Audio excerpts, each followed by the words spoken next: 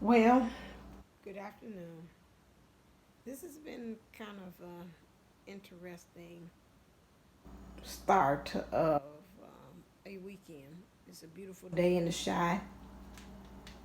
However, we've had a couple of events that have happened and occurred here that has caused us to really take introspection as to where do we go from here.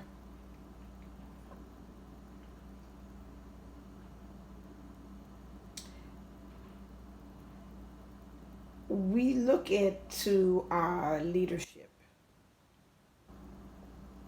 to really be a way in which helps us to understand what we are supposed to be doing as a people and as a nation.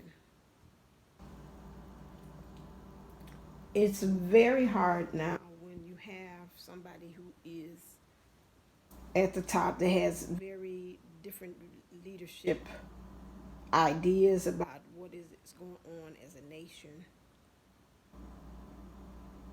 to help us really guide us for what times we're going on now.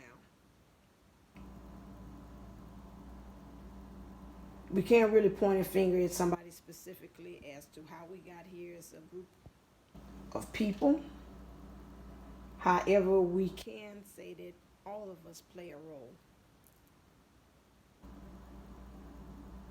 As an African American person, at times it is hard for us to kind of voice and be heard in a way that's not misinterpreted. We either are being called the angry black woman, or when we are to be taken seriously, sometimes we're almost doing the role of being sideshow. The only way we are taken seriously is if we do it through entertainment, playing ball, showing artistry. Then we're listened to. What's going on with now in the streets with the young people, and some of them not young, just only in there too, is them trying to voice their strong opinion about this is not right.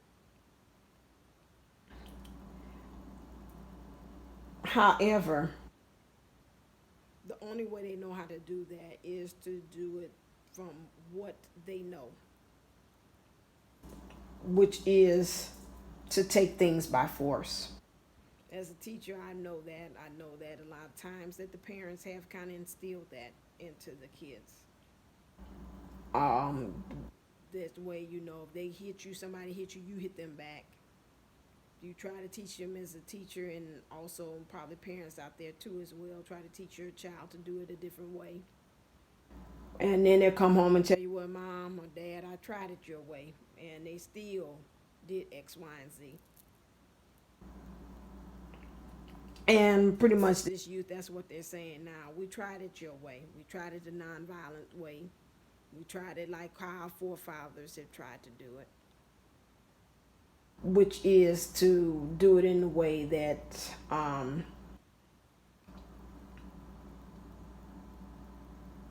that is in a peaceful manner. It is very upsetting that we have gotten to this point. Understanding that really now it really calls on the laws of physics, and understanding that again, the more you go of resistance against something, the more it goes in the opposite direction that you actually want it to go. And this fighting and the president saying what he's saying and all of that stuff, we're not finding a common way for us to actually come together. It's causing us to kind of go more apart than coming together with one voice.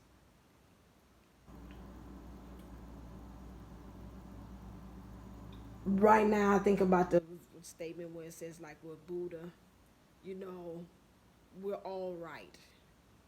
Are we right as the young or the youth feeling, you know, I'm angry as hell, I want to tear up some stuff. In their way, they feel that they're right. Is it right for us to say that we need to do it in a peaceful way? In some ways, yeah, that is right. I think about Don Lennon saying also as well, saying we need to get some people out there in the forefront to help out such as celebrities to be able to give voice and to help the youth, because they're figuring, again, there goes back that entertainment. If entertainment says something, they'll listen. That's half of our problem that we've gotten to, is that we saying the entertainment value has more value than somebody seriously speaking with a voice that's saying that this is not right. And so that is true. Again, that goes again, saying that again, as an African American, again, if I go out there, I might be misinterpreted in what I have to say on my voice. This causes one to have that fear of what he's saying about that branding. It's not even on that level of saying even somebody even famous, even us as African Americans or black have that fear factor of just speaking our voice at times, period.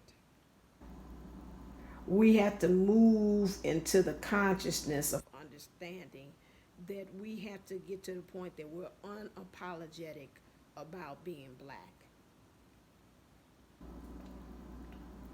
It is, and pretty much, and it's not even just for that. We've gone through the different movements from Africa, from the Me Too movement with the women, which is all minority. We moved into the putting up the wall, which was putting the immigrants from Hispanics and the Mexicans and all of that, trying to say put a wall up there so they won't come into the U.S. We went through that movement and changing, hey, that's not right, this is wrong. This thing about African Americans has been surfacing, it has grown roots, it has been going on and on for centuries. And we have yet to have found the exact answer to what it is to have everybody understand that the African Americans have a voice, or blacks. Some might say it's because, again, how we came over here with not a voice. Fundamental patches from slavery coming from Africa over here. And so we're now at this period of time now where African Americans want to have a voice. Now, what they're doing now as far as looting, that's not the way you go about doing it. That's not a way to be heard. You'll be heard, but it's just like a crying baby. After a while, they'll start to tune you out because you're not giving a voice to it. You're not putting words to it. They're not understanding what you're actually saying. You're just like throwing a tantrum, and just like a parent, after a while, it's like, okay, and okay, you doing that, time out, they'll sweep you up, pick you up, throw in the room, and that's it. Sometimes that gets your way, but at the same time, you still have to own up to that parent and tell them, okay, so now what made you throw that tantrum? You've got to give voice to it. This is where we are. It was a part in my chest and my heart that was saying that, you know, it's a hurt there.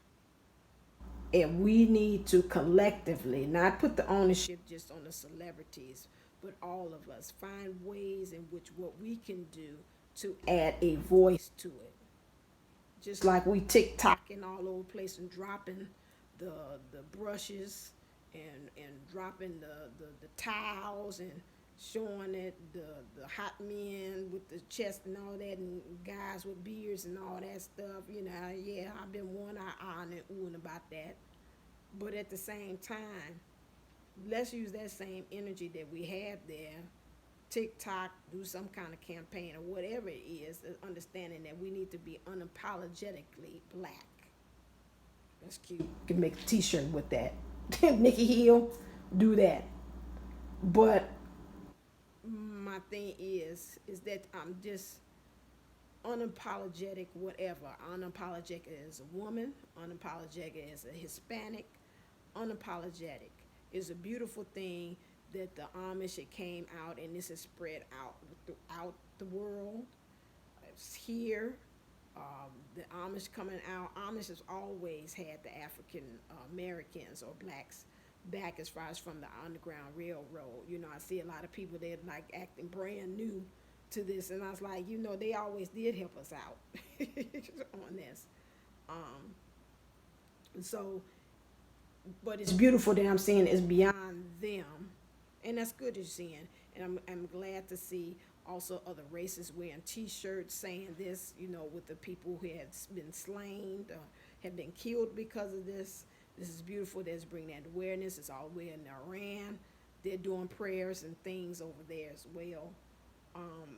That really is bringing attention. In Africa, they're doing things as well. This is widespread because of this one, not one man. It's not really George Floyd himself, but it's a build up of him representing all of the ones, the Sandra Blands, the Emmets, all of them out there that's saying this injustice. That's Edmund Till's going all the way back there, even beyond that. But the understanding that we've got to put a proper voice to what's going on here. And the voice we're speaking with is not one that's going to bring about change. You're at the point that you're even hurting your own communities and stores. And you know, if you have known young people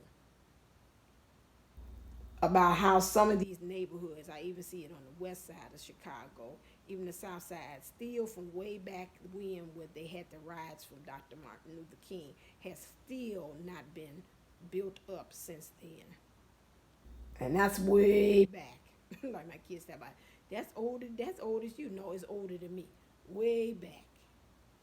And still, this is a couple of decades, several decades later, and certain parts of the urban communities have still not been built up since then. My point is, looting, what is it? It's like war. What is it good for? Absolutely nothing. Say it again. So looting, what is it good for? Nothing. Now, I'm just one person coming up here on social media saying that. But again, I'm giving my voice to it. So y'all know I always come up with my lessons. So again, thank you, all the little Facebook kids and social media people that I do post this on, for gathering around and listening to me for this point. But I feel that you young people and those that are out there, you're missing the point. And you need to, with everything that you do in life, you need to be thinking about what's my intention and what's the objective and what is this going to end up as a result. That's my 22 cents. And love you all. Everybody say prayers. And we're going to get past this. Just like everything, like the commercial, like they said about the pandemic that happened back then in the 1800s. We're going to get past this. But we're also going to be changed. And we're going to experience a new normal because of this. And we will be respected. In one way, we're going to be looked upon as a nation, as a minority group. That's the question. All right. As always, peace and love to you all. And let's go out there and speak with one voice, not several voices.